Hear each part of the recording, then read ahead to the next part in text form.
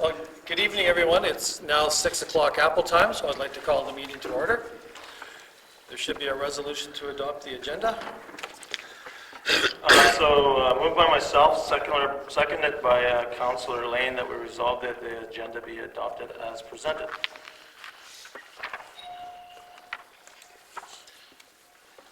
Alrighty, question. All those in favor? It's carried. Confirmation of the minutes. Again, moved by myself, seconded by Councillor Lane, that we resolve that the minutes of the regular meeting and the Committee of the Whole of February 24th, 2020 be hereby approved and all statutory declarations have been complied with. Great. Question. All those in favor? It's carried. Well, it's great to see so many people here tonight. That's the formal start of our meeting. The next portion is citizens period. Some people have registered or pre-registered prior to the start of the meeting, and they are on the agenda already. If you're here, then you're not on the agenda. You're still welcome to speak when the opening arrives. So the first person up would be Bonnie Meadows. I've seen Bonnie here somewhere. So please come forward. And if you would, just for the record, just identify yourself.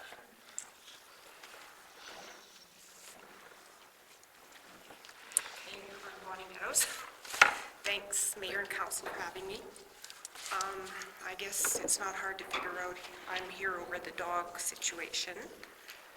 I don't really know where to start here, except I've just got to clear up. Could I ask you to speak a little louder? This is a terrible room for acoustics. Okay, sorry.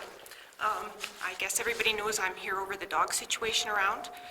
I don't really know what I'm asking for or where to start here, but I'm getting overloaded with dogs and strays and stuff out there. And it's coming to the point where I'm the one that's got to make a decision on whether a dog lives or dies, and that's my biggest complaint. I get people coming, like the town and members of the town, members of the OCN, members of whatever, are actually coming in my gate after hours, coming over and knocking on my house door, and it's basically, Bonnie, will you take this dog or it's going to be euthanized? And that's my biggest complaint right now. So I don't know if you guys, I keep hearing that the shelter is working with OCN and stuff, but I don't want to be the one to have all the dog problems on my shoulders all the time. So that's my biggest concern right now, is I'm getting overloaded, and I'm a business, not to take all the strays in the country, and plus it's costing me a fortune. So Bonnie, you say staff members from the town of La Pas come to see you? Well, I have had the dog catcher and stuff, but an example is like the last 3 Fridays, I was closed a couple of weeks ago, and I don't want to really say any names and get anybody into trouble, but bang, bang on my door about 7 o'clock Friday night, and it was basically, I had to take the dogs or they were going to be euthanized. And was it a town staff member who was at your door? At the kennel, not at the door. That specific night, no, it was an OCN member and one of the shelter members, to be exact. Okay. Has the dog catcher, have town employees been at your place with animals? Yes. Okay. Recently? Yes. And I did say before any animal was euthanized, I would try to help. But there was a couple conditions. I would like to see the animals get vaccinations, because like even last week, I'm sure everyone saw that picture I had posted on that little puppy that was 3 months old, that his back was broken, and an RCMP member came to my door with that dog, so I had to put it in one of my side rooms and look after it and stuff. And what I don't understand is the town won't pay Brendan to look after these dogs on the weekend, but I have to take them and look after them for free. And I figure last year I'm probably out $6,000 or $7,000 on the strays that I've just offered to help. And I don't have a problem even with that, but I just don't want to be the one that has to have it on my shoulders as to whether a dog has to be euthanized if I don't take it.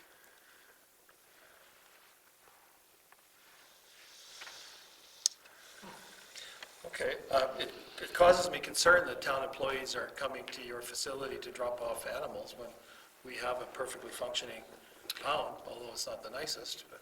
Okay, what I would like to ask is, does the animal shelter, is it animals or is it just cats and also the dog pound?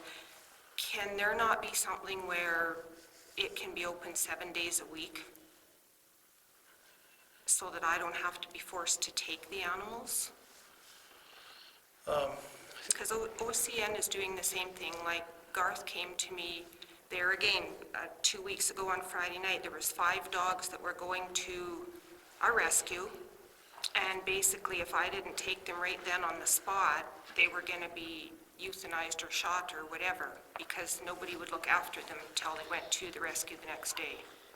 And this is happening over and over and over. And I want to work with the shelter, I want to work with OCN and everybody. I'm looking at a spay and neuter clinic, but I can't do this alone and run my business anymore. Okay, a couple things. Have you approached the shelter on this subject?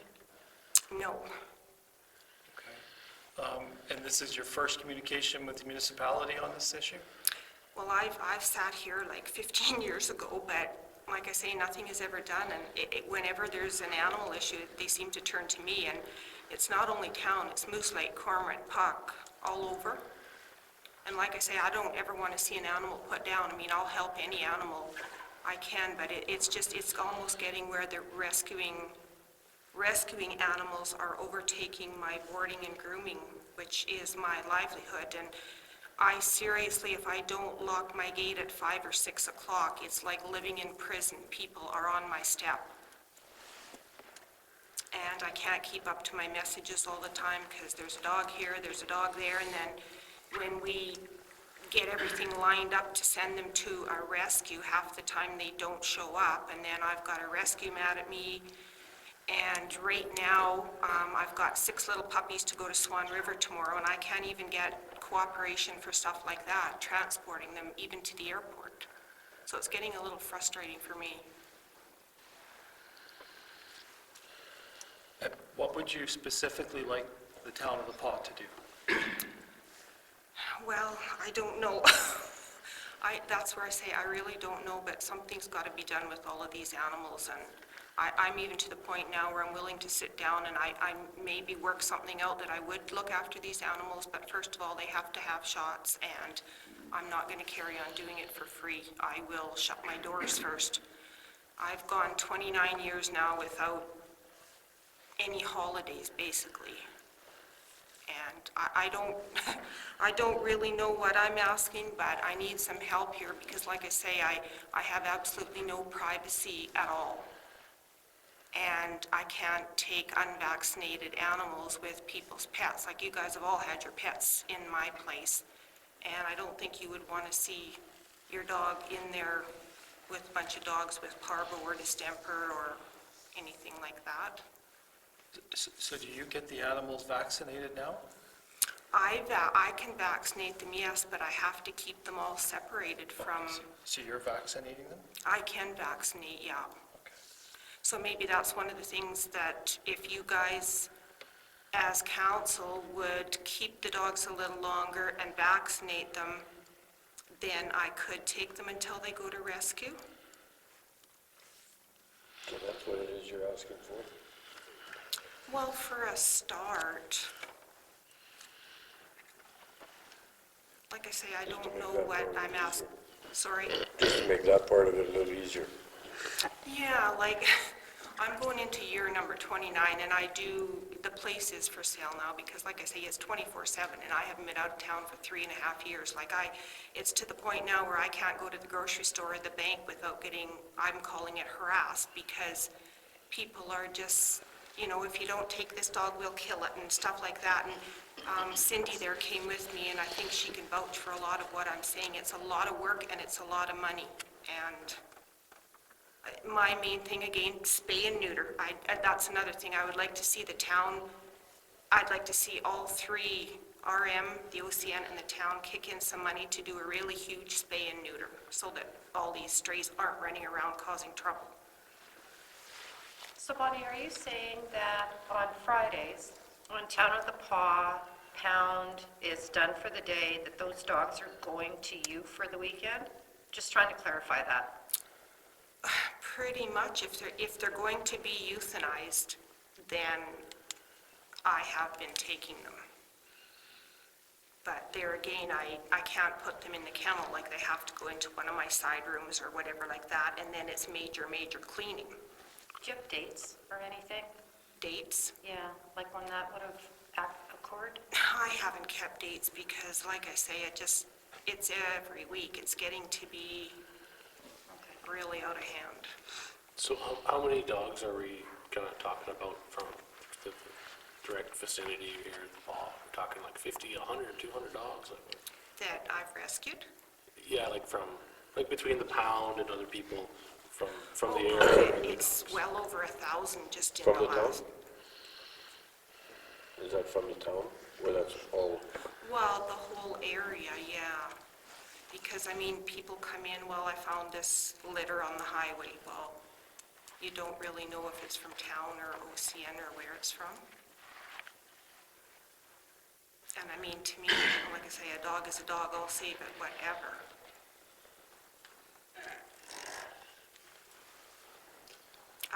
I guess, one of the things I'd like to see is some money put into spay and neuter, because that, to me, that's the only way anything is ever gonna slow down, is if a lot of these animals are spayed and neutered, because they're having litters and litters and litters and litters, and Yeah, well, I agree with you. I mean, the education is not, in terms of the money, it's the education of people. You've been having numbers of different spay and neuter things as it is, yeah. and it doesn't seem to be making, I'm sure it's doing some impact, but at the same time, it doesn't seem like it's doing a whole lot, because people are not bringing their dogs, even if it's at a subsidized rate. Actually, no, we've had a lot of success with them, and I've got a lot of people asking. Yeah. But in terms of the numbers of dogs that are turning up at your doors, doesn't seem to have made a change. Well, I think, like I say, it's just that people know me everywhere, and when they don't know where to take an animal, and of course on the weekend, with the pound being closed and stuff, I'm right there, open 7 days a week, so, they got me trying to be a vet and everything else, and I can just say, okay, I would do this, but I'm not a vet, I'm not qualified for a lot of stuff that I get stuck doing. So if you were to have a spayed and neuter clinic of great proportion or whatever, what is the approximate cost per animal, roughly? I know you have in connections with how you do it, but Probably about 150 per animal. and you would think that there would be, how many animals if we were to do a joint one in the spring or something, or Oh geez, 100 animals, or? yeah. It depends how long the vets want to come up and how many days they want to do it and how many vets they bring too. I did one for a sample. I did one with about 50 dogs and I had to pay $17,000 for it. Last year we did one, we paid $8,000. So it depends. You don't use the local vet at all for the spaying and neutering? I don't. I've never had a relationship with him. He's never been set foot in my yard.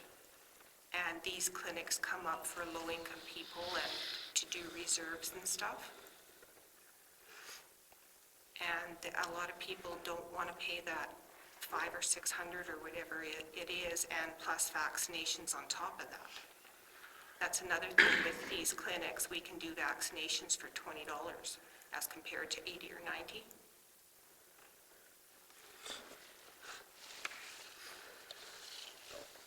Okay, so you're basically asking us to consider leaving the pound open on the weekends? Is that, Well, once in a while, or even like when I do a rescue, if it's possible to have them in there overnight, if we had to. Like this wouldn't be all the time. This would be just once in a while, of course. And you would look after the feeding of them and whatever else? Well, that's another thing. Volunteers in this town are not very good. You need volunteers that are going to actually show up. It's not just a matter of they're going in a kennel, give them a bowl of food, and we're done. I spend, even though I am only open 10 to 5, like it's never ending, never ending. I'd love to turn my place into the shelter, but Okay, any more questions for Bonnie at this time? No? Okay, we'll leave it with us. Obviously, we're going to talk about this some more after, but leave it with us, Bonnie, and okay, thank you. okay, thank you.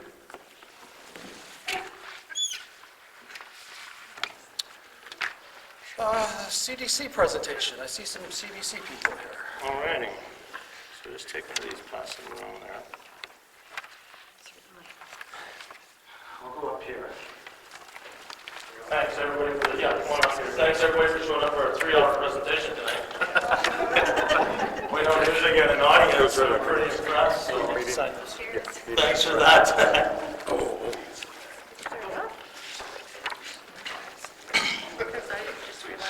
So, just so everybody knows, I'll try to speak loud so everybody can hear back there. And CDC, thank you, Mayor and Council, for inviting us tonight for the annual presentation. I'd like to start off first by welcoming, or introducing Linda Marcus as one of our members, Jerome Conady, Rod Brzezinski, and then Trevor. And I also think I seen, I didn't see him. The other guys that are actually, or the other members of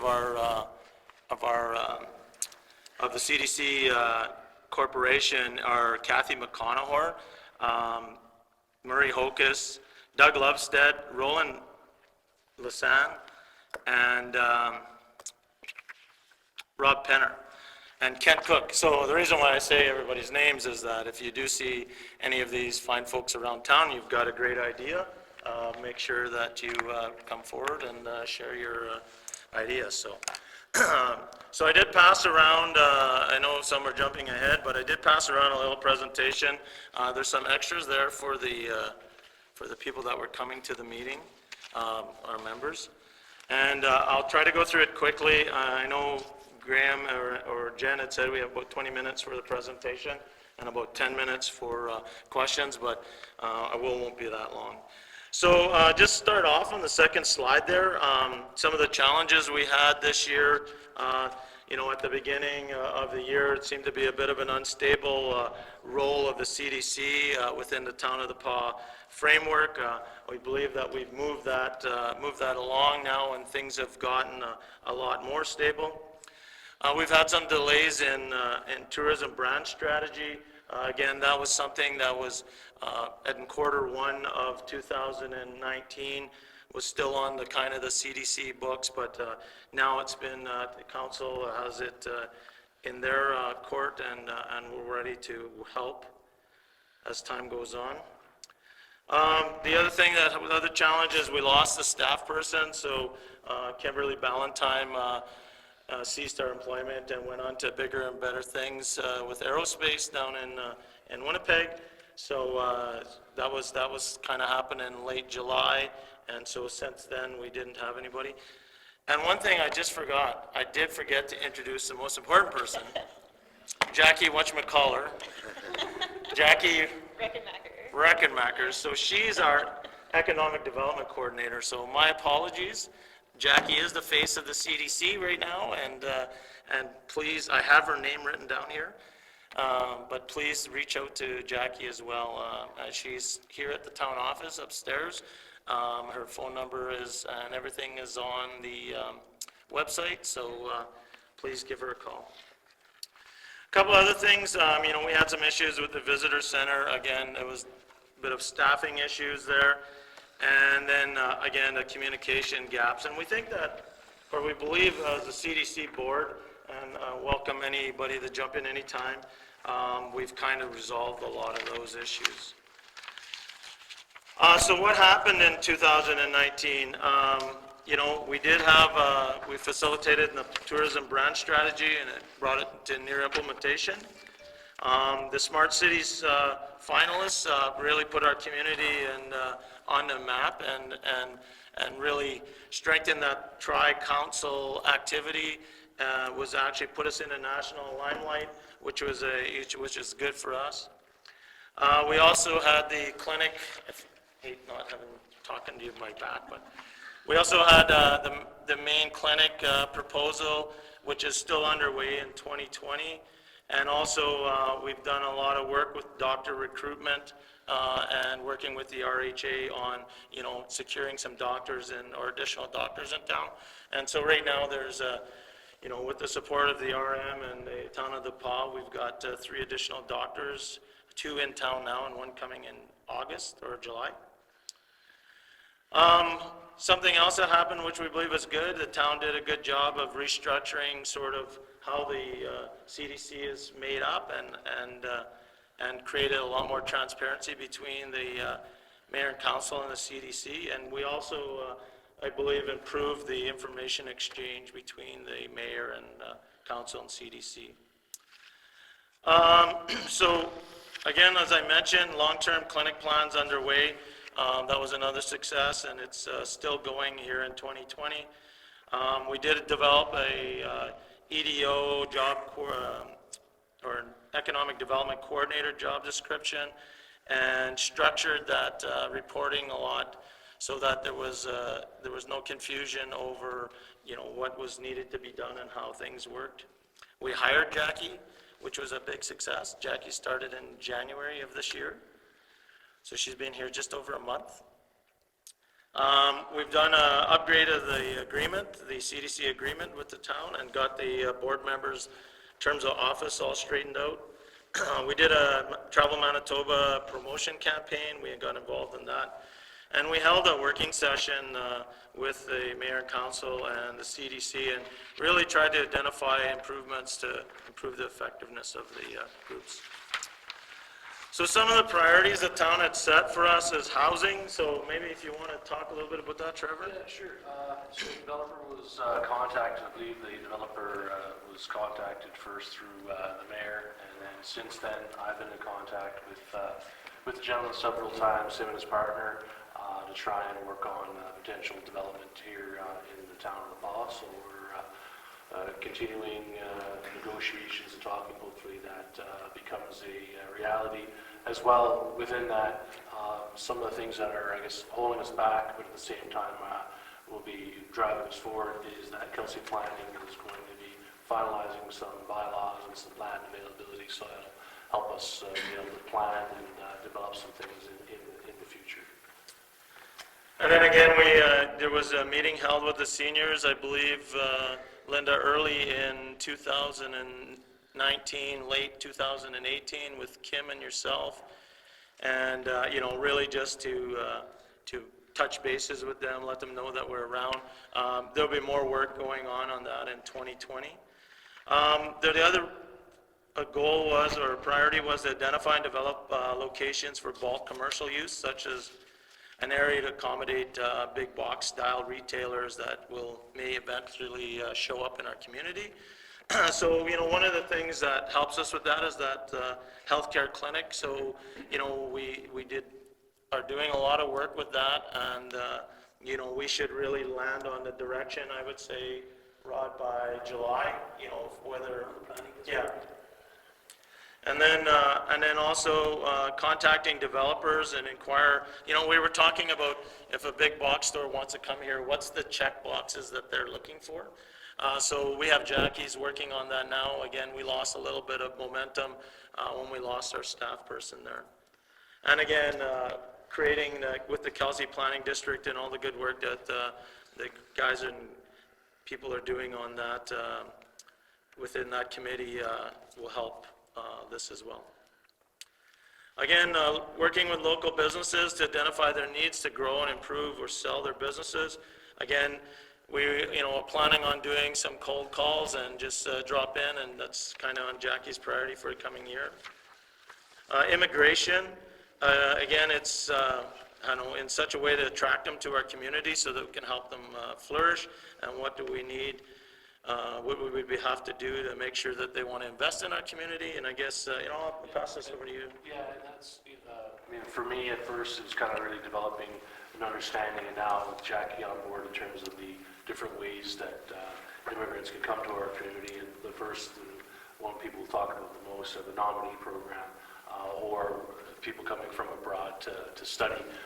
But there's another one as well, it's not listed, but for a growth strategy for economics, there's also a pilot project for rural communities, if they can identify areas where they need skills trades, and those jobs are, left vacant, which also creates another opportunity. If you do notice where there's an area lacking, whether it be in healthcare aid, then you can now, as a CDC or another group, go to your education areas and say, okay, this is an area we need to retrain or get those skilled workers in the town, as well as in collaboration with, we can get some outside help to kind of fill the gap as well, and that in itself can help drive an economy up. With these things though, I mean, one is often linked to another, and I actually met with Kelly Heath today, and I've been in contact with the newcomer office lady fairly regularly. With this comes some challenges as well, because, and I can tell you, I just finished renting out half side of my duplex to a new Canadian, but they would have been here 8 months ago if there were housing. So there are a lot of people in that kind of scenario who are skilled or unskilled or educated, but they can't come here because we need to deal with the housing part of it. So there's an overall strategy. So going forward, I think we need to first identify capacity for our community, and then develop that strong immigration plan kind of going forward, so we can identify lots of different areas and put a plan in place, so we're successful. And I think, Jackie, you had some involvement with immigration as well already. Yeah, I've also been in contact with Kelly and kind of pooling those immigration and housing issues together. So like Trevor said, with the newcomers to the community, whether they're locals being provincial, or from somewhere else in Canada or internationally, they need that housing to actually locate here, and working with Manitoba Housing to get access to some funding to really free up rental properties within town, hopefully getting people into their first home and allowing people to actually come in to get access to those rental properties. Yeah, so what's that program or that thing that you applied for? Are we allowed to? So it's creating home ownership opportunities to low-income families through Manitoba Housing. So we just put in a proposal for that. Good. And then marketing the PAW as a community of choice for those considering making a change. And I think this came up at our last council meeting as well of, where should we be, where should we be out in the communities, or what conferences, or what, and how do we paint this area and this picture, just outside of why people would want to come here. So there was a plan, again, for, promos on the radio. I think, Jackie, you've done some surveys and... Yeah, and updating our websites, just trying to create that transparency and awareness within the town, and also reaching that out to on the provincial level, trying to just reach out to other communities that might be interested in the PAW. Trying to expand that awareness. So just moving on to the next page there, really, what are the 2020 Town of the PAW priorities and objectives, and really this has not been through town council yet, so I won't go through it in details, but this is what we've picked up through conversations and through documentation on where or what seems to be important about having a good strategic action plan, making sure that we liaison with community-based groups and businesses, get proactively chasing funding, balance new economic development with the existing businesses and expansion, facilitate growth, again, by creating consultation or relocation plans within the community through immigration, fill out the research, and then, again, build and maintain strong partnerships with all levels of government, and keep the reports coming so that everybody knows what's going on. So quick, as fast as I could go. I could talk about it for hours, but I'm sure that these guys. Questions? Okay, sure, I got a few. Would be highly unlucky if I didn't. That's a really good high-level overview of things. I was wondering about if we could discuss the service agreement between the town and the CDC. The service agreement? Yeah, the contract between the two organizations. Sure. So the service agreement shows that the town will support and collaborate with the CDC to foster social economic development within the town. It has an outline of the representatives. I think I outlined most of the ones that were there. We've had one ex officio who unfortunately had to resign early this year because of just commitments from work. And again, I don't know what we're exactly looking for, Herb, if you can point me what questions you have. Well, I had a few. So one of them has to, and I thank you for the minutes. I think Jackie will do a fine job on the meeting minutes, because the most recent ones given were pretty good, right? They were much better. In the agreement, it talks about an annual report, and it also mentions something about a financial statement. Did you guys have one for today, or? I actually gave the financial statement at our budget. I sent the whole package there, which had 3 tabs on it, and I believe the Okay, I'm sorry. third tab was the one that had the financial information. Okay. I think it had it back to 2014 or something, Herb? Did it, Graham, or? I can check on my Did computer. it meet your needs? Typically, what we ask for is the audited statements, which wouldn't be expected yet, I guess. Yeah, we didn't, we haven't got them audited yet. We did get the last year ones, We got last year. Do you know when we'll get the audit? When do they usually happen? usually May or June is. May or June, you'll see them. It talks about presenting quarterly reports. Do you guys Yes. think you'll be doing that? Absolutely. You know what, Mr. Mayor, I just seen that today, actually. I didn't realize that quarterly reports are, so I think that myself and Trevor are hopefully giving pretty good updates to council on a regular basis during our meetings here, but to put something formally together, absolutely, we could do that. I So it'll be understand, April, will be the next one. and I understand completely that you lost your staff person, right? I get that. You fellas haven't filed an annual business license renewal in 2 years. Your company's in default right now, Oh, and if you don't file one this year, it'll be shut down. we'll get that for you. The last one on here shows your executive is Alan Gibb being the president. Danny Halpin is an executive, and Darcy Monroe is an executive, and neither one of them are still on the board. Yeah, no, we can get that cleared So up. I know you guys are busy on high-level stuff, but sometimes you have to take care of the little things as well. So what was that? What'd That's you your call it? annual return, your corporate annual return. No, but what is the business license you just? That's your corporate annual return.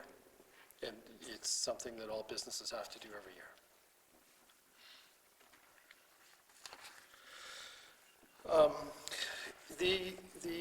It's on the agenda tonight to talk about the secondment agreement. So something that I'm curious about is the town of the Pas, as you know, had advertised for an EDO, and then there was a vote held, and we went this route. The town of the Pas still has need at times for an EDO person to do work for the town of the Pas. How do you folks propose that the town of the Pas communicate to you if we can get Jackie to do something for the town? Through the chairperson. So will you take it to a board meeting for approval, or how will that work? No, yeah, I mean, we manage Jackie's workload based on what's our agreement and what we should be working on, and if there's opportunity for us to support another idea coming from town council, then we will manage her workload. But do you have the authority to give that permission, or does the board have to approve that decision? We could get that clarified for you.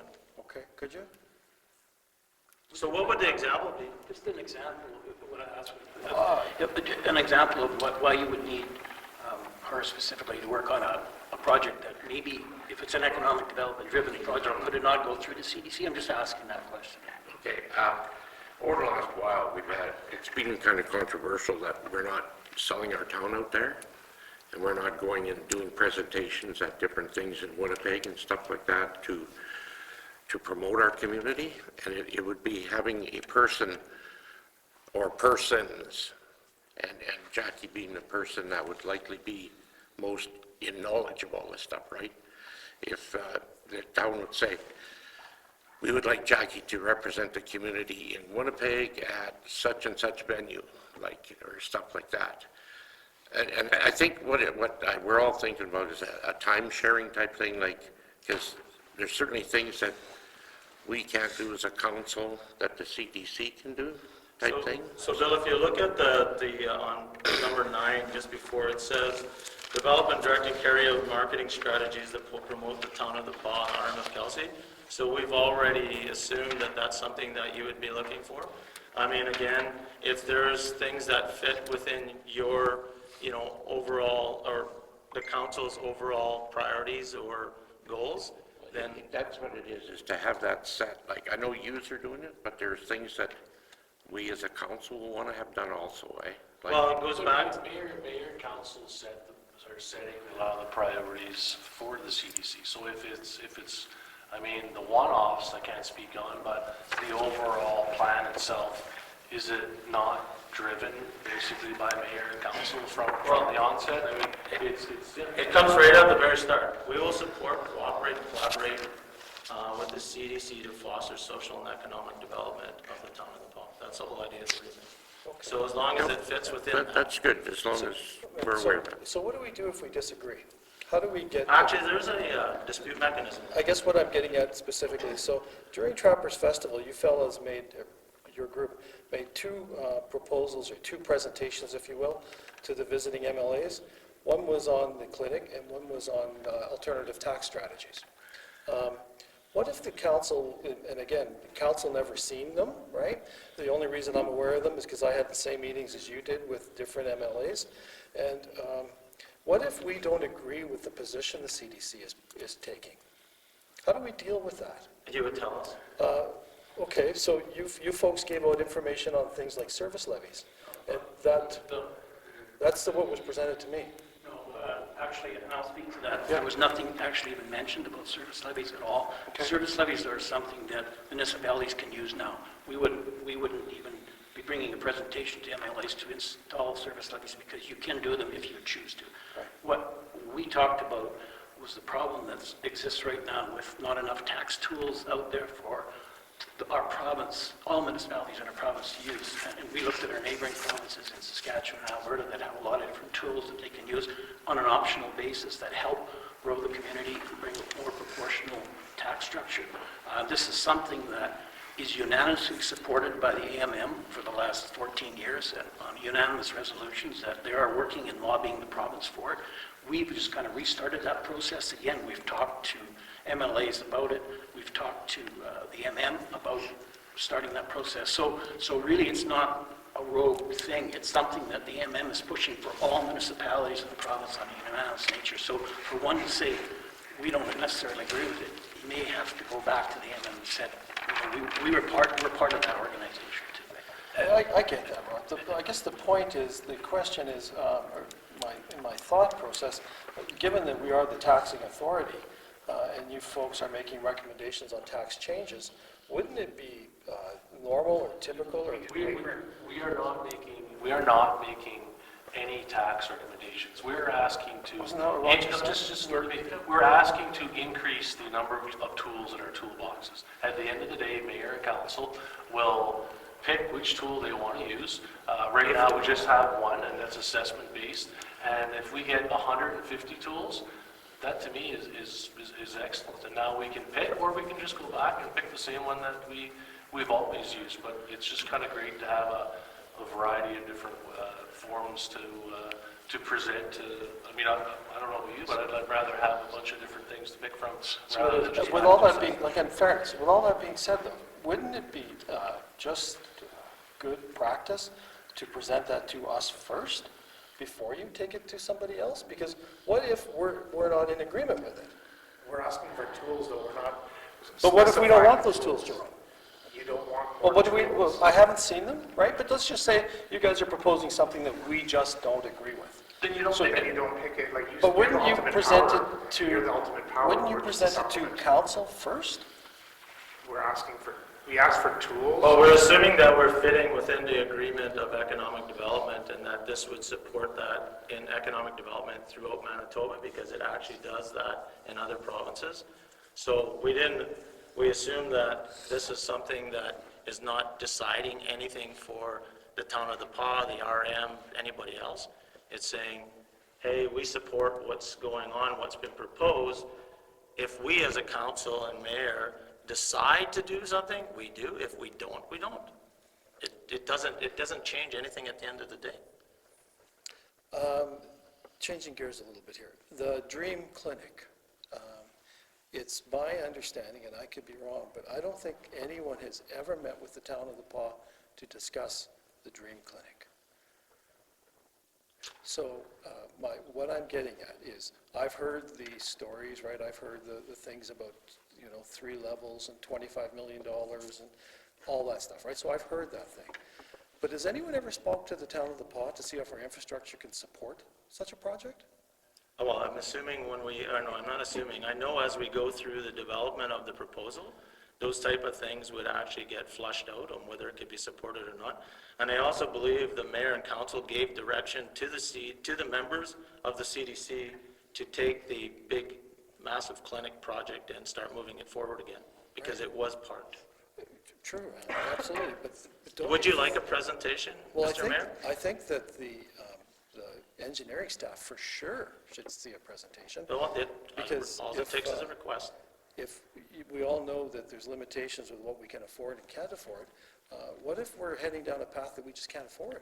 Absolutely. And remember right now that the investment in this clinic was made 2016 on where it started, and that the cost of finishing up this proposal is really a no cost.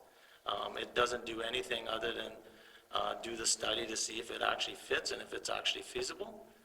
But with that, we could easily set up a meeting with the engineering group to share that with them. Right, because Norm's out there beating on government doors, is my understanding, looking No. for stuff? No? Norm hasn't spoken to anybody? No. He's starting the process again in March to look at the restart of this whole clinic proposal. When we have that information, and I think it's time to come and sit down with the councils to tell them, our council, your council, what it says, how it's going to impact, and where it's going to go. And before we have that proposal, it's really hard to be able to do that. So. Okay, so then again, back to the EDO portion. If there's something the council would like the EDO to do, what's the process to make it happen? You contact the chair of the CDC. And then you contact the board? We'll figure out what the plan is to make sure that everybody's signed off on it. For council and mayor, all they have to do is, the contact for the CDC is myself. What do you guys do for the library?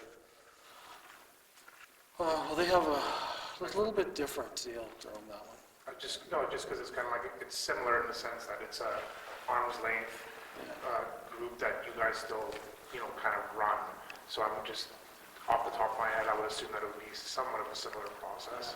It's a little different, but Yeah. I get your point. Board attendance. You guys have some board members who don't show up to meetings a lot. What do you guys do about that? They've all actually acknowledged that they have other commitments, and we keep track of attendance through a spreadsheet that I could forward to you. I did it myself. So of your last 6 meetings, you've got 1, 2, 3 people who've attended 2 meetings or less. Yeah, they've contacted us because they've been out of town and the meeting doesn't fit. We do keep them up to date with any other communication through email. Is it worth having these people on your board if they don't attend? I believe so. So what's your policy on missed meetings? How many meetings can you miss? Well, the meeting says that if you have 3 unexcused absences, that's what it says in our policy. Okay, and I didn't see anything in your minutes that showed regrets. Okay, my apologies, I'm not the minute manager, so. But they do respond. We send out, just for your information, we do send out invites through email, ask if anybody can attend. People will send back, say, unfortunately, I'm in Thompson today, unfortunately, I'm in Winnipeg, sorry, I can't make it. And the people that don't respond get an NR in the box that says no response. And we can forward that spreadsheet well, you've got your own spreadsheet, so. Any other questions for the group?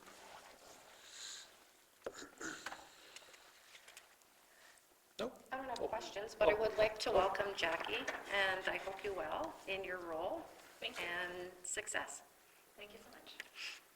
If I could add, I'm representing the Chamber of Commerce with the CDC, and so some of the same themes that we deal with through the CDC and then you deal with through the town or through the RM or so on are dealt with at the provincial level with the Manitoba Chambers of Commerce. And so just so you're aware, those same themes would go forward as they do at an AMM. They go to a Manitoba Chambers of Commerce AGM, and we talked about in general terms the tools that are available for taxation or the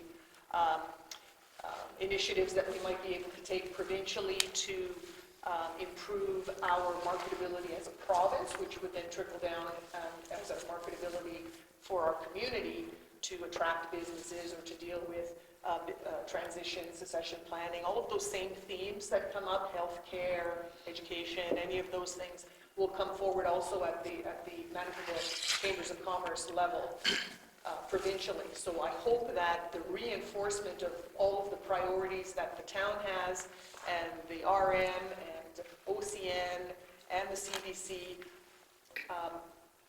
start to create this economy of scale that we're all preaching from the same platform.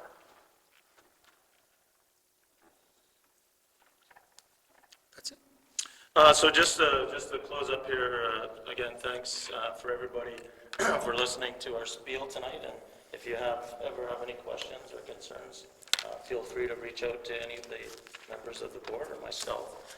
And then as well, just a few follow-ups that I heard there. This corporate annual return. If you can just help me a little bit with that and point us in the right direction, we'll get that ASAP. Direction of Jackie, I guess what I heard is that you'll just contact me, and then that will only come from Herb, I'm assuming, as the mayor. That will contact the CDC chair if there's some help required from the CDC. The Dream Clinic, you will set up a presentation with the engineering group. Is there any urgency on that, or would you like us to wait to get a little bit more details from Norm's report, or? Well, my thought is, Andre, that you should ascertain if where you want to build it can even be built upon before you go much further. No, I just, yeah, we can do that. And then, I had one other thing and I forgot. Okay. Anything? No? Okay, thanks. Alrighty. Thank you. Mr. Lassana, I see you patiently waiting. Yes. Is it my turn? You betcha. All right. This is a quick one. Pump house lots. I'm building a cabin there to sell, and it's approaching the lockup stage. I had an email from the town last week saying that the lockup stage means siding on, but no shingles, and I just wanted to talk about that. No shingles? There's no, okay, I'm going to talk here too, because I'm the one that actually communicates all the time. Yeah. This is me. So, I'm sorry, can we get all your names? yeah, this is Jackie Lassan. Allison. Okay, Cameron McKay, I'm one of the lot owners here at this. Yeah. So I'm just going to speak because, okay, since the very beginning, we had this lot for 2 years, and it was one of the $1,000 lots. We bought it. Times changed, we couldn't keep it, we bought a different cabin, so we're selling it. In the original package, there was never any outline of what is lockup stage. What does it consist of? Gray area, gray area. Over these last 2 years, we've been communicating with the town. So what does it look like? So we've been given direction And we followed that direction. Basically, the house is wrapped, the windows and doors are in, the door is locked, this is lockup stage. So then we communicated with the town, can we lift the caveat now? We have a buyer, so we need to lift the caveat. So then we got Randy Manich out there, and then he said, okay, looks good, I'll come back to do the final inspection. And then in the last, I don't know, 2 weeks, all of a sudden, we were told, oh, by the way, you need siding. Siding has to be on there before April 1st. Did it say no shingles, though? And then I asked Jen, I came in, I said, when did this change, what's going on? And then she went to her computer and read what she had, and I said, read me, what do you see in there? And she said, it says siding. I said, is there shingles? And she said, nope, don't see it. There's no actual, like, it has to be written, and now it's just changing, and we don't know where we're going here, and April 1st is approaching, and we're the only ones out there that have a house to That's lock up almost stage ready, yeah. that's ready by April 1st in these 2 years, and we're gonna finish it, and we've worked very, very hard to get it to that point, like, we're hustling to get it done. And then all of a sudden, rules are changing. And then, like I said, this whole 2 years, we've never given any direct, clear outline of what is lockup stage. And we've talked to Jen, we've talked to Tanya, we've talked to Randy, and then all of a sudden it changed.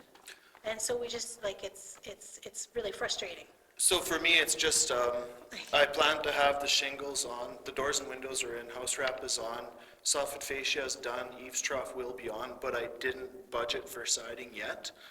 I wanted to get the structure, like waterproof basically, which is the house wrap. And then I was gonna move inside and then pay for the spray foam and finish the electrical plumbing and then do drywall. I was gonna do siding after, and it's not, I don't have money for it. And it's not time for So siding. for me to make the deadline, I could make it, but I can't do the siding for the deadline because I can't afford it. So my question is, can you let me slip through your rule or the siding part?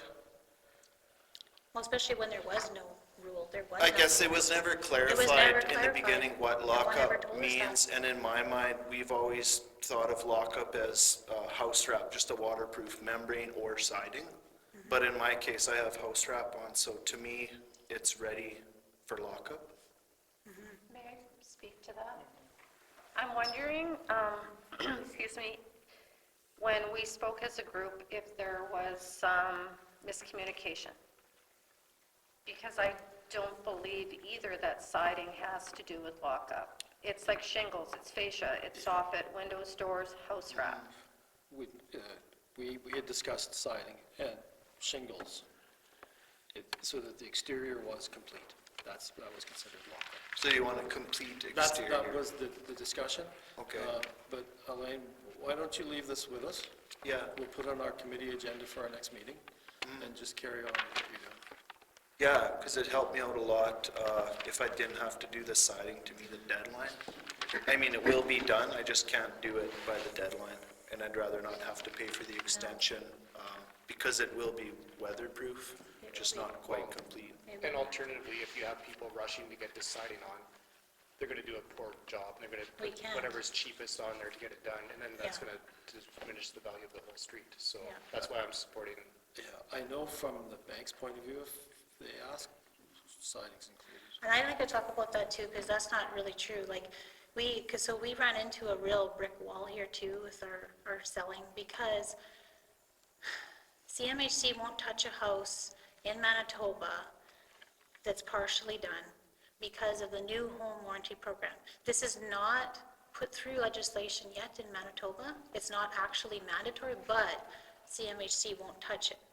So we can't sell our property right now because CMHC won't touch it unless somebody has 20% down. So they don't really care what kind of state it is. They just won't touch it, no matter, it has to be 100% done. It's either here or here. They don't care where it is. So they're not gonna touch it anyway. They don't care whether it's shingles or siding or whatever. They're just not gonna sell it because they won't touch a house until it's 100% complete. So that's where we've hit a brick wall again. Yeah. So we can't sell it anyway unless we find someone with a ton of money that can do that, or we have to take it to completion. So we've hit a brick wall again. And like I said, CMHC doesn't care. They don't care where it's at. They say either it's here or here, and if it's finished, we'll look at it. But that's what we've hit. So it's really hard. And then we hit this brick wall and we're like, wow, like what next? So, Well, for me, I just can't afford to do the siding right now, so I'm just asking if you guys could like let that one slide, for me anyways. Leave it with us, okay? Yeah. Check. I can tell you, if I wear my other hat, there is nothing harder than to build a house in northern Manitoba. exactly. Yeah. Exactly. It's very tough, and like I said, this was a struggle to get to this, and we're really proud of ourselves. And we've never given any written updates or anything like that. We've followed the rules from day one, so. Okay, we'll take this back to committee, because now you've raised a couple of interesting points. On the plus side, your guy at the airport, Norm Johnson, he's doing a really good job clearing the road out there. Yeah. Yeah. If we message him, No, he comes. If we message him, and He's that's there not all his the time. fault, that's not his fault. I think he just likes that tractor. He's so- doing a good job. As long as we message him and tell him to come, he will come. Yeah, Yeah. Guys, But, thank you. yeah, that's all. We'll we be in have. touch. All right, thank you. Mr. Hebert, please step forward. Try to keep it polite. Mr. Mayor, councilors, citizens. I submitted a list. I hope you got a chance to kind of browse through it. There's a few of the items there that tend to kind of touch on what's already been discussed here tonight. I just want to put it forward again, sort of thing, so as it's fresh in some people's minds. And this is in no way in any kind of order. It's just as I thought of the matter goes along here. These are suggestions, and I'm getting, there's some people that tend to agree with me on this sort of thing. I try not to put too much out on the Facebook, because it's getting pretty bad, that Facebook. So anyways, the first suggestion is to reduce the speed limit on Highway 10. And I said on here from Young's Point, actually I should have said from Bachelor Subdivision, from 100 kph to 80 kph, and increase traffic to the trailer park, industrial park, cemetery, lumber yards, twin motors, and good times. And also the fact that there are a lot of big double-decker trucks coming in and out there too that tend to like to hammer down. Safety reasons. And of course, one of the personal reasons I have is I visit the cemetery every once in a while. And as you're leaving the cemetery, just when you think it's safe, your vehicle gets halfway up the highway and then all of a sudden somebody comes around the corner and they're just going barrel like crazy.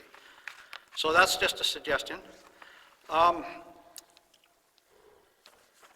This all basically is the next one. Town streets should be posted 30 kph in school zones and urban roads to 40 kph, especially the speedway known as 300 and the 400 block of Latham Avenue, where you come off a 3rd, and as soon as you see the arena, and of course that's designated as a highway, as a truck route, and as soon as they get around the corner, they're gone.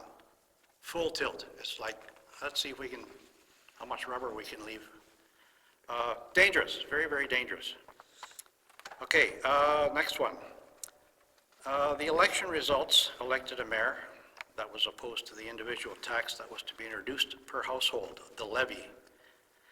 Average, $400 to $500 per household. Do not try to sneak that back in because we're watching you, all right? You need to be a little bit more creative in regards to attracting people to town, attracting more tax dollars and stuff like that, rather than dumping it on the shoulders of the overtaxed taxpayers as it is now. Just to make it a little bit of a point there, I'm not going to be such a pain anymore after, if I sell my house, I'm moving to the city. But pricing houses in the city, as opposed to what I possibly might get for mine, is a third more to get the same quality of house, and yet the taxes are even with this one or lower. And yes, okay, the argument you can use is, well, they've got a lot more people to draw on and stuff like that. But still, you know, a $200,000 house here for $4,000 a year tax, as opposed to a $300,000 house in Winnipeg, $4,000 in tax. So, you know, that's just something I'm throwing at you. Hey, Jeff? Hey, question, and you don't have to answer it, but could you, Oh, I will. yeah, why are you leaving, why are you moving? Why am I leaving? Yeah. Number one, I'm retired. When my son came home 5.5 years ago to spend a year at home cooking and chilling out from the city and this and that and the other thing, 6 months later, my wife passed away. My son has been my rock. He's been my friend. He always has been my buddy. And now he says, Dad, can we move back to the city because I've got 2, possibly 3 careers I've left, and they're still waiting for me to get back to them. Okay. And me, it's going to be have guitar, we'll travel when I get to the city. My mom's down there, my sister's down there. There's really not too many family members up here that I really give a rat's about, because they're just a bunch of vultures waiting for grandpa to die. But that's the reason, basically. So I'm moving on. As of May this year, I'll have been in the past 60 years. It's been good to me. The paw's been good to me. A lot of experience, different educations, different jobs, and this and that, and the other thing. And I really, really try not to be too political. But the last dozen or so years, I've been trying to sneak a little bit in there and see if I can help get things done. But that's my reason for leaving. I don't fish much anymore. And it's unfortunate, we've got the best fishing in the world here, and then I can go on and on. So, if you need more tax dollars, be creative. And I got another as I go along here. The new updated water treatment plant that was discussed, like, just as you guys just got elected and the new council's kind of in place there sort of thing. Notice I covered my mouth, right? Okay. Supposed to cough into your... Oh, geez, it's getting to be pretty bad. But it's 6 feet, so you should be okay, Grant.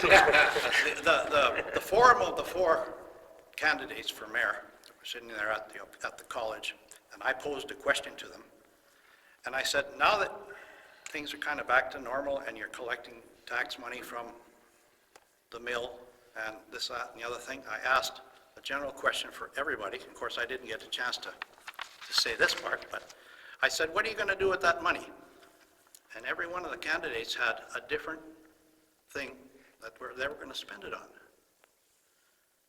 And what I wanted to ask, of course, you're allowed one question and you're ushered off and this and that, the other. The thing that I am still puzzled is nobody said anything about squirreling away a percentage of that money for the updated water treatment plant, which seemed to be a really big issue the last couple of years, and I've heard nothing about it. And I know it's going to be expensive, and I know if you get creative, you're going to want to attract people to the town in order to generate tax dollars, and the big to-do is, oh my goodness, is our water system, is our infrastructure going to be able to support all this extra stuff? So here's my question, and like I say, I'll go through and you guys can answer this as you will. If you're getting extra money in, are you spending it all? And then all of a sudden, oh my goodness gracious, the water treatment plant, we need it, and this, that, and the other thing, da, da, da, da, da. Let's give the people of the town of La Paw a levy. We don't want to see that. So, proactive instead of reactive. I don't like to use that term, but it works. Let's see. Now this is something that I kind of slipped into town council meetings once every 4 or 5 years or whatever sort of thing. And I'll slip it in again. No one thought to take, I got that. There has been no mention at all as to the increased pollution of Grace Lake. And one of the ideas that I put forward is to the possibility of wind-powered aeration. Now I see it on farms and in ditches and in dugouts and stuff like that. And you get it in there, cattle can drink from it. In fact, some dugouts and some farms that I've visited sort of thing, they do a little electric aeration sort of thing, and it works good, but of course it takes power, so wind is better. The water from these dugouts are clear enough for a baby to drink. So basically, they're oxygenating the lake. It's like right now, half of that lake's got to be loon crap, I think any fish that you ever get out of there's probably got 3 eyes right now or something or other. So, again, proactive instead of reactive. Everybody seems to, I don't know, nobody seems to come up with an answer for that sort of thing, and I'm just gonna throw it at you again anyhow. And of course, when I move to Winnipeg, I'm still gonna watch you guys. So I wanna see if, you know, some of these, you know, I'll leave the meeting and then afterwards, oh, that was just Jack, never mind. So, you know, take it seriously, because there's a lot of other people that are gonna take this stuff seriously too, except they're just too chicken to show up. The lake's cleanliness for reduced smell, for fish to thrive, the increased load to the lake after the proposed water treatment plant will only add to the pollution. Okay. This kind of touches on stuff that there. What is the town doing to attract new business and people to the area? You know, CDC kind of covered that a little bit, but they've got a plan and all this stuff like that.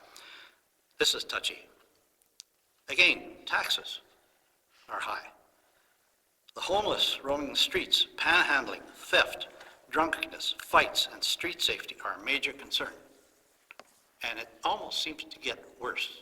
As soon as you get a couple of warm days out there, there's a group over here at this store, there's a group over here by this restaurant, there's groups wandering the back lanes in behind Klimchuk and Symes and McKay and all that stuff, and then up the street there in behind the pizza places, they're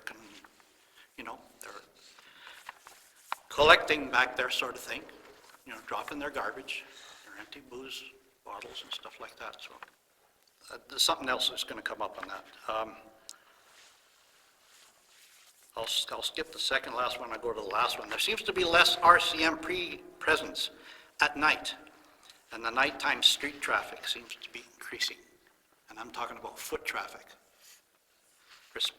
Okay. I think you guys have got a bylaw where if a vehicle is left on a side street somewhere for any longer than 48 hours, 72 hours? Okay, perfect example. Shortly after the first or second snowfall there was a vehicle right in my front street, just across the road, sitting there. And of course, I look out my windows every day and it's sitting there, and the window's open about that far. You know, just enough for somebody to reach in, open up, get in, vandalize, do what they do, sort of thing.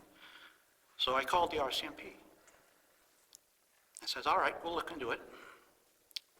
3 days later, I called them again. As soon as we get a chance, we'll redo it. By about the 7th or 8th day, I called them up and I said, are you guys going to look into this or what? You know, that's a fairly decent looking vehicle. Somebody's going to wreck it. And then that day, it took 7 or 8 days for a tow truck to come and haul it away. Okay, so you got a bylaw in place. But I'm looking out for the people that own the vehicle there, sort of thing, unless it got stolen and it got dumped there or whatever sort of thing, okay? So back to the original thing here is, maybe I should ask, has the RCMP complement in town reduced? No. Okay, so with all the excess foot street traffic at night and all the, I'm trying to look for a polite way to say it, I'm just going to say it anyhow, all the vagrants from God knows where, all over the place, the homeless people or whatever sort of thing, they're all over the place. Now, I don't really believe, being an ex-correctional officer, I don't really believe the solution is to pick them all up and jail them all. So what's happening there sort of thing? So, something that kind of irks me, and it's again, it's a 6 of one, half a dozen the other of being human. Yeah. Or, you know, you can only be sorry for so many people so many times, but there's constant fundraisers for the homeless shelter. And there's fundraisers and people asking for soup kitchens and all this stuff and catering to the homeless people who've been around here. You know, okay, maybe they don't have a home. So are we saddled with this? Like, it goes back to what attracts people to the pub. They don't want to see this, okay? Let me answer some of your suggestions, Jack. if Okay. I can, all right? I agree with you on the speed limit reduction. I do. As you know, we own the hotel, and more often than not, when you look to the left, there's something coming, and you have to be very careful. I agree with you on that. The school zone ones, I believe there's a proposal in the works on that. I think Amanda That seems to Laughlin- be going on. Well, Like Amanda Winnipeg, Laughlin- and there's a big to-do about, Amanda well, was Chuck working Chuck on it. Lewis right here is out there putting up Yeah. stuff like that on his own, and The tax thing on the water treatment plant and that, we're, right now, we're discussing taxes. Municipal taxation is a strange beast, and there's not a lot of common sense in it. but on that exact result, did you guys Not do a yet. little bit of a turnaround and squirrel away a percentage of the Not new yet. money? No? No, and it's because, I'll try to explain it to you later, but it's a little bit odd, so it doesn't make sense. I'm still opposed to the service levy. I think you might have heard that Good, tonight, good, right? because that's the reason why I voted for you. Right? Keep in mind, I'm one vote. Yep. And I have been outvoted more than once. That's right. So I am one vote. So on that mark, sort of thing, if the council all of a sudden decides to override you and say, yeah, let's put in a levy sort of thing, you're looking for open dissension in the ranks here. You know, it's unfortunate that town council and the mayor have a target painted on their back once they get into this position. I would never be a politician like this. This is the level, but I'll tell you. I really, truly believe in democracy. I really do. Yeah, but impeachment doesn't work, because that was just proved not too long ago. Yeah, but So, you know, if a topic came up that you were really opposed to, then you're doing your civic duty by attending a meeting and letting us know. Yep. Bring some friends, right? We represent you, so if you bring enough friends, we're gonna listen. well, I'm being selfish. I'm thinking about me. Good. And, you know, maybe it's some of the stuff is good for the rest of the people sort of thing, but if they don't want to get off their butts and come out here and, you know, and complain about it, then.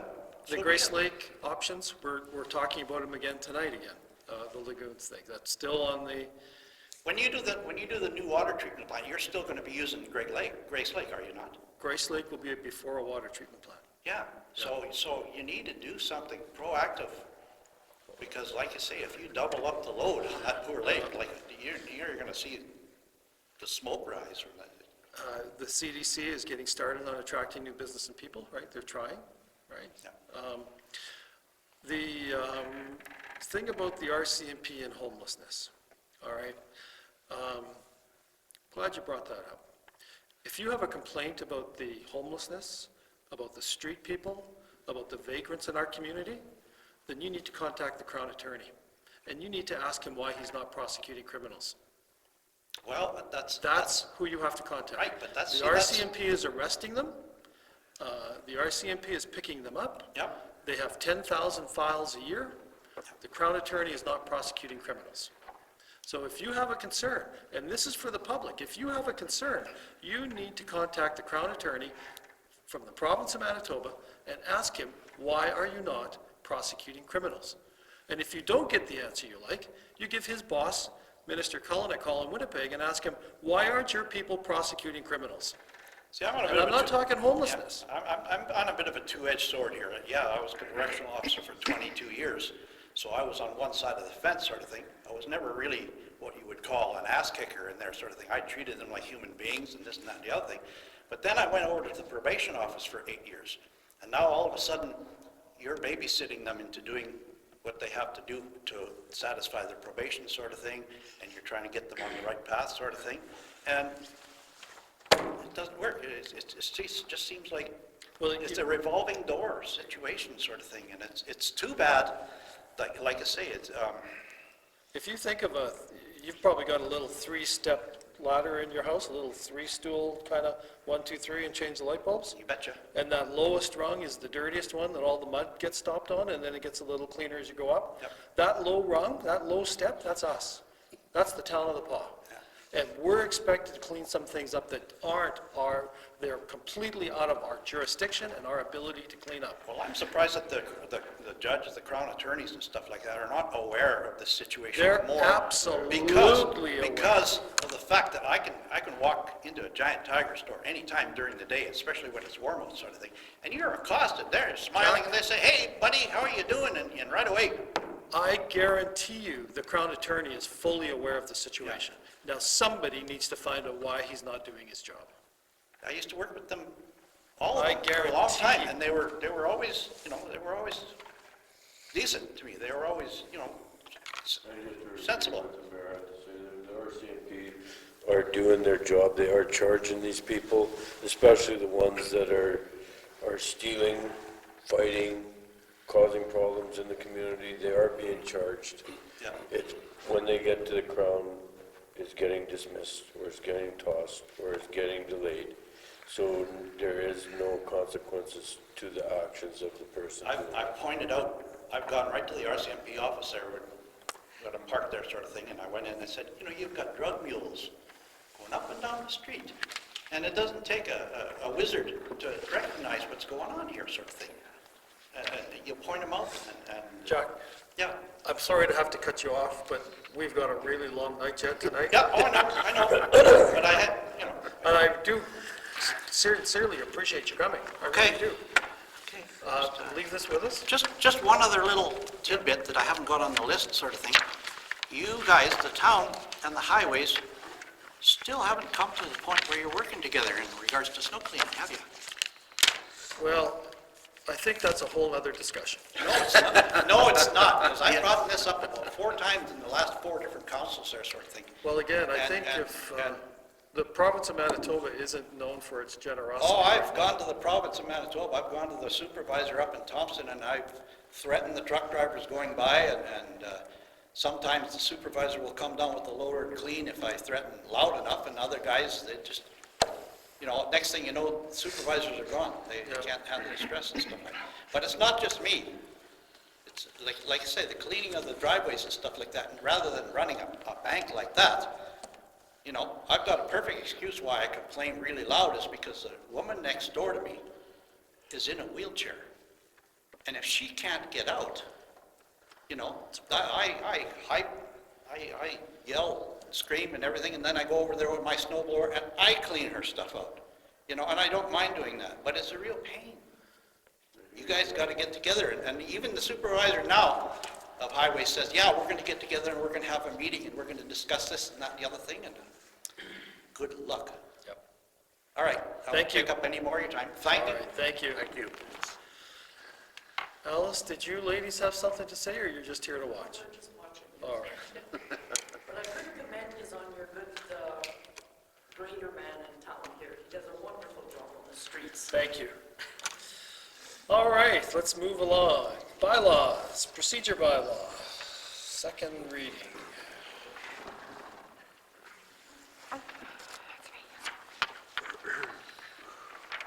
Resolution number 2020-047, moved by myself, seconded by Councillor Lane, resolve the bylaw number 4600 being a bylaw of the Town of the Paw to regulate the proceedings and conduct of council and the committees thereof, and to repeal bylaw number 4539 to be read a second time.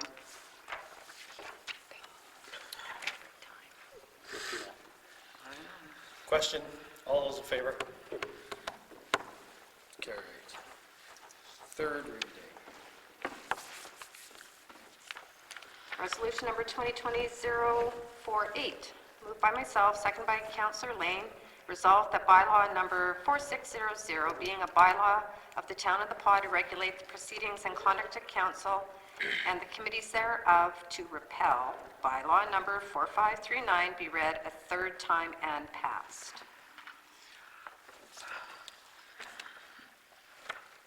All right, it's a recorded vote. Councillor Murphy? Yes? Yes. Councillor Ward? Yes? Councillor Atkinson? Yes. Councillor Zelinski? Yep. Mayor Jakes, yes. Councillor Forster? Yes. And Councillor Lane? Yes. All right, it's carried. 611, pre-approval of budget items. By Councillor Atkinson, seconded by myself, whereas the following budget items did not get completed in 2018 and now have to be included in the 2020 budget.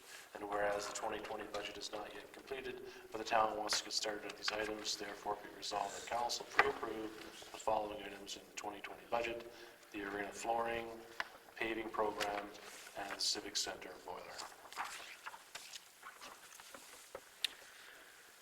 Question, all those in favor?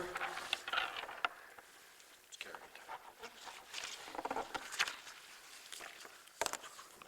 Mobility disadvantaged transportation program. And this is an annual operating report that will be giving approval for the assistant CEO and the mayor to sign. It's just an annual thing that comes up. So moved by Councillor Atkinson, seconded by myself, whereas the Paul Handy Van requires the town to sign the Mobility Disadvantaged Transportation Program 2019 Annual Operating Report, and whereas the town acts as sponsors of the Handy Van service and are responsible for any deficit the Handy Van may incur, therefore be it resolved that the council authorize the mayor and assistant chief administrative officer to sign the Paul Handy Van Annual Operating Report to be submitted to the Mobility Disadvantaged Transportation Program. Question, all those in favor? It's carried. Payroll and accounts. Moved by myself, second by Councillor Ward. Be it resolved that council authorize the following accounts. Pay period number 5 in the amount of $109,370.81. General check numbers 24302 to 24329 and 24331 to 24360 in the amount of $301,634.60. And then EFTs in the amount of $101,560.78.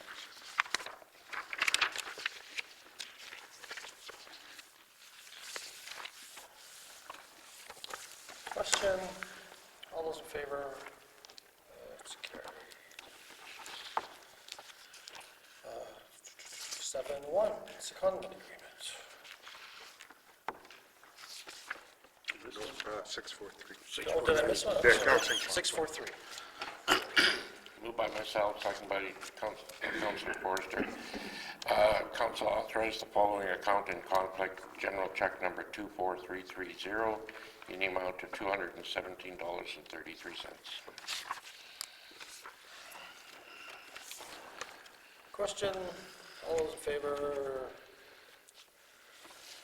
Abstained? Carried.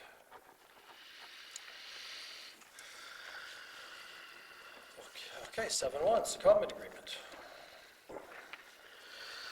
Moved by myself, seconded by Councillor Ward, be resolved that council authorize the mayor and the assistant chief administrative officer to sign the secondment agreement between the town of the Paw and the Paw Community Development Corporation with regards to the economic development coordinator.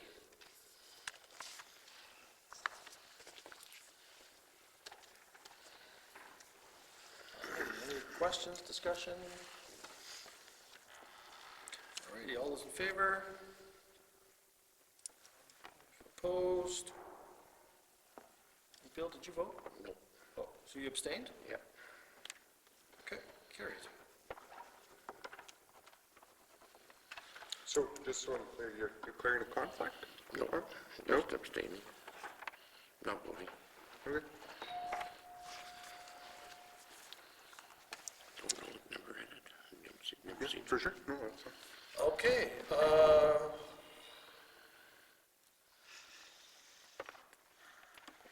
committee reports. Oh, I'm sorry, I skipped right over. There you go. That's my bad. All right, museum board. I had reported at our last council meeting, and we have another museum meeting on March 17th now, is our next one. Chamber of Commerce.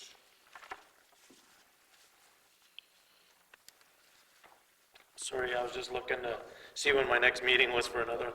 We did have a chamber meeting last week, and there was nothing to report. I don't think there was anything major going on there. Kind of threw me off here, so. Okay. Sustainable Forest, no meeting. Citizens on Patrol. Attended a meeting the other day. Very good meeting. They talked about the stuff that they'd been doing. They had a float in the parade, so they thanked all their people for doing it. They went through their treasurer's report. One of their biggest concerns is that MPI provincial is not going to be funding them anymore. It's going to be turned over. They think it's going to be to Justice. They're not sure. They're doing some fundraising. They have tickets out raffle. They have a heritage site poker derby coming up in July, and they're going to need volunteers to work with that. School patrols are not happening as much because of the winter. They talked about the downtown cleanup, speed readings, and they have their placard that they put up, and I mentioned to them that we would be getting 2 in the community also. Yeah, they're doing very good, and they have lots of members, and each one of their members get up and talk about their patrols, and they're getting ready for the spring season. Thank you. CBC. We don't have any meetings planned as of yet, likely in the next week or 2. Destination marketing. Yeah, we had a meeting today. Couple of things, we approved 2 grants today. $5,000 for the Paw Slow Pitch to run a tournament over the Canada Day weekend. And then $5,000 to the Paw Cadets. They're holding their annual convention here, or district convention, yeah. So we approved both of those today, so those are 2 grants that are being given out. We discussed, we really need to revisit some of our agreements, the agreements with the town, so we're going to be doing that shortly in the next few weeks. So. Thank you. Recycling board. There was a meeting last week and I was out of town, unable to attend, or 2 weeks ago, sorry. The PAW Community Renewal Card. We have another meeting coming up on March 26th, I believe. And just from a letter that I received recently, through funding, we've spent out of our funds roughly $19,369 has been spent to fund different organizations around the community. And there's another 9,300 and some odd dollars remaining for spending on other items in the area. I could touch base on some of the things that were funded: the Paw Friendship Center, facilitator fees for St. Patrick's Day, Family Fun Social, the Midwest Karate Club, for self-defense, empowering workshops for boys and girls, Sweatshop Boxing Club, for youth boxing, Paw Action Center, for Kids and Family Wellness Challenge, Community Flea Market, Senior Board Game Afternoon for the Golden Agers, Aurora Sacred Healing Center, Community Classes and Wellness Retreats, and Oscar's Place presentation for clients. So they've been pretty active for... Great. Thank you. Library board. Yes. We met on Thursday. I'm happy to report that the gate has been put up. So I did not bring the meetings. I will email them tomorrow. I left them behind. What else? Oh, the followers in the social media is continuously gaining ground. Prison, the Corrections Library had 84 books that were taken out last time they went. They're still looking for more volunteers. If somebody would like to volunteer to help with that, it's only one night of the week. What do you do? Like you're looking for a volunteer to do what? To go and help distribute books and make the books come back in for the prison library, yeah. The basement is almost completed in terms of the reno down there. And there are tons of programs that are going to be offered throughout spring break. TPCRC also gave a grant towards that, and thank you to them. That's it. That's it? Yeah.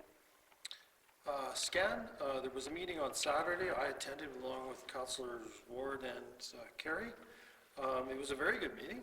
It was good to see. Karen Dreger-Symes did a presentation, and she seems to be the right girl at the right time to do this job. Councillor Ward or Atkinson wanted to add anything? Yeah, we had the inspector who's in charge of the RCMP here also at that meeting, and he went over the things that are happening with the RCMP and with OCN's policing. We did a team building exercise, which is certainly something different. And then the discussion that Karen had on the federal government grant and the dollars that are going to have to be spent shortly here in doing different things. Did the police resources and police stats, and kind of had a round table on where the community is and set the date for the next meeting. All good. Good meeting. Kerry, did you have I something? have nothing to add to that. That's fine. KSD committee? Meeting March 24th, and the hot topic that we're trying to resolve is the dealer strike. Okay. So citizens period. Rod, did you want to say something? Yeah, you can now at 6. Just sitting here, I just realized there was a couple of things I did want to talk about. Number one was the SCAN meeting, not this one that was attended, but I know in January, part of the SCAN group invited a person from Medicine Hat to come and speak to our group about what they're doing for homelessness. It led to a lot of good discussion. Just part of that, though, I think Herb and I had talked that as a town at our end, we said that we would be willing to cover her cost. I think you might have got an invoice for it. I know we did, and I'm just wondering if that's still something. It's not a lot. It was, I think, $1,100 for her travel and meals and hotel rooms. Our council said they have no problem splitting it if you want to do that. We should a check for half already, I think. What's that? I said we cut a check for half. For half? Okay, then we can do the other half. The other one I just wanted to bring up is you're a member of the Gateway Community Corridor group that deals with Highway 283, correct? I don't know if they've had any conversation. They want to have their AGM here. Bill is on the board. We're meeting tomorrow. It's being presented It's on our tonight. agenda tonight. What's that? It's Oh, being it's on presented there. tonight. About their annual? Okay, perfect then. Cool. I don't see any other citizens. Nothing for committee of the whole. Motion to adjourn. Somebody? Andre, Larry? All in favor? We're adjourned.